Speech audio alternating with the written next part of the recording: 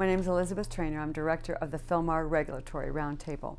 And this is a group of companies that is committed to improving workplace safety and health.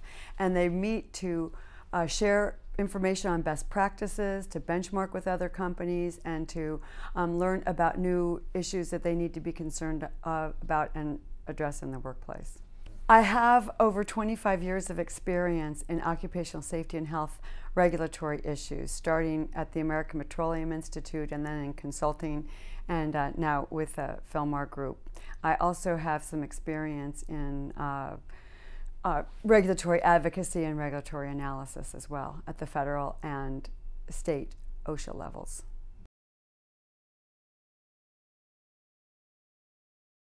Part of the service includes things like regular updates on what's happening at the federal level, occupational safety and health standards development, as well as enforcement activities at the agency levels. In addition, what's happening in different states, what's happening internationally with new regulations that may be affecting U.S. companies. Also, we provide World Health Update because there's a lot of interest in pandemic issues as well. In addition, whenever a state proposes an occupational safety and health regulation, we take a look at it and review it for its potential impact on member companies, let them know of what that impact is, and suggest a possible response. And then I also do regulatory advocacy. I'll go to the actual agency and say, here's the problem that you have. Here's how we believe that you could better solve the problem that would have workplace safety and health be the primary focus and would not cause companies with existing programs to revamp their entire program.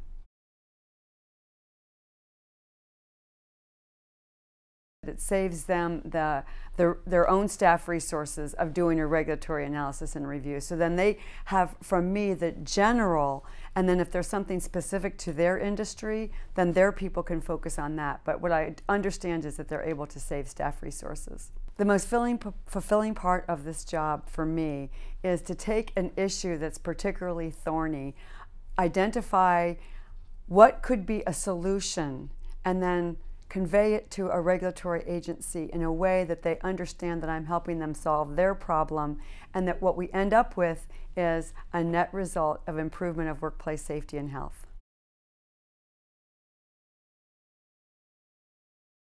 Well, all the discussions are off the record, no press are invited. We don't do any attribution of anyone other than slides that have already gone through their corporate approval process. So any of the discussion that they have is off the record. In addition, we send out informal polls. A company will want to ask a question. What are other companies' programs on policies on cell phone access, for instance, and whether employees are allowed to use them while they're driving? So we can send out a poll. We get back the responses anonymously and send out to them so they can get an idea of what other companies are doing.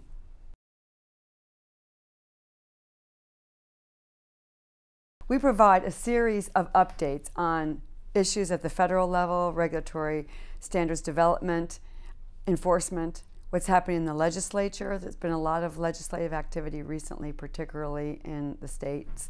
We're expecting more at the federal level. We also send out a separate report on what's happening in the states. For those people that have operations in states, they can just forward those. We have an update on state legislative activity as well, which is quite extensive. I think it's about 35 pages of legislation affecting workplace safety and health. We also send out a World Health Update, international update on EPA news that may affect the workplace, and then other things. Green chemistry has been a really big issue lately. There have been a lot of public meetings, and we've sent updates on the results of those public meetings. I think probably the more information these companies have at their disposal to make decisions to improve their own programs, the better they are, and I provide that information. On the other side of the coin, the more information the regulatory agencies have on the real world application of what their standards are going to be and how they're going to be enforced will result in a more effective regulatory standard.